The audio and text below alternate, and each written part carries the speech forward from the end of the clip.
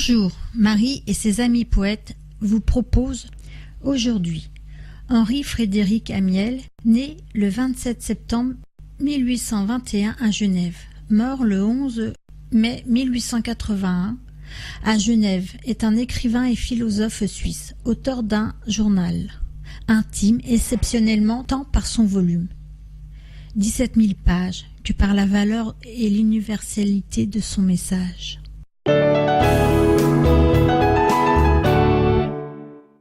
Et voici maintenant le papillon. De fleur en fleur, papillon, et de tige en tige, beau d'or et de vermillon, fin d'aigrette et d'aiguillon, étourdi voltige. Dans la corolle, au matin, comme une épousée, sous ses rideaux de satin, furtif d'un baiser lutin, surprend la rosée. Toi qu'un zéphyr caressant fit à l'aube éclore, rêve ailé qui tremble et sent, effleure tout beau passant, fils léger d'horreur. La vie éclair qui s'enfuit, dort toute chose, puis les rendant à la nuit, indifférente poursuit ses métaphores. Un point bleu, signe effrayant que trace la joie, rit sur tout front souriant, mais au chagrin très fuyant désigne sa proie. Tu jouis, tu vas souffrir, vent qui souffle tombe, tout ce qui naît doit mourir, la fleur germe pour fleurir, fleurir pour la tombe.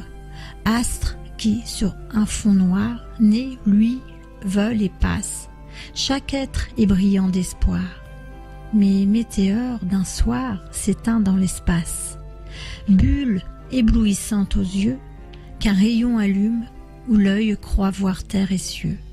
Qu'es-tu, monde sérieux? Un jouet d'écume? Donc, papillon palpitant, puisque monde ou rose ne dure, hélas, qu'un instant. En ton vol, bel inconstant, jamais ne te pose. L'esprit creuse pour savoir l'effet et la cause. Mais ce monde est un miroir, l'esprit ne peut que s'y voir, et l'énigme est close. Fouillant son problème ardu, au profond de l'onde, nuit et jour l'œil est perdu, sonde. Mais un plomb perdu n'est point une sonde. Ignorant, que pouvons-nous? Mais cette impuissante ne tourmente que les fous. Tirons-en le miel si doux, miel de jouissance. Donc, papillon folâtre, de la plaine aux cimes, volons demain nous mourrons, rayons demain nous irons, voir les grands abîmes. Ainsi tu fais papillon à l'aile éphémère, en arguant l'humble écrion, inquiet par tout sillon, tu suis ta chimère. Fils de l'air, qu'en parcourant tout ton frais empire, tu vas butinant errant, ton cœur libre, ô conquérant libre, respire. Mais fils du zéphyr, sens-tu ce cœur qui soupire? Cœur volage et combattu, pourquoi soupirer?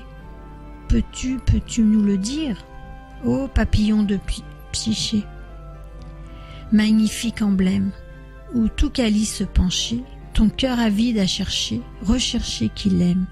Sais-tu sous le dôme bleu, sais-tu ce qu'on aime? Ou ce que cherche en tout lieu la Vierge aux ailes de feu? C'est autre toi-même. Dans l'Olympe radieux, la Vierge réclame des mortels, des morts, des dieux, son amant mystérieux, et Psyché, c'est l'âme, promenant par tous ces jours le deuil que tu scelles.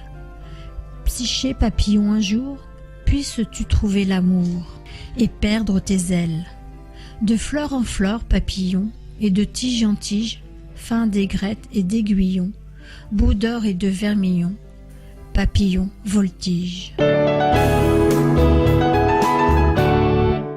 Mon coup de cœur aujourd'hui est Janine Mourier.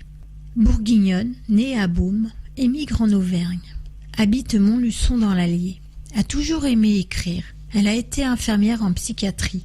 Elle met tous ses ressentis dans ses textes, que ce soit l'amour, la misère qui sévit dans ce monde. Elle est secrétaire bénévole dans une association de défense des locataires. Et voici maintenant, écureuil blessé. Assise dans mon fauteuil, près de la fenêtre, je soulève le rideau pour que le soleil pénètre à travers les carreaux.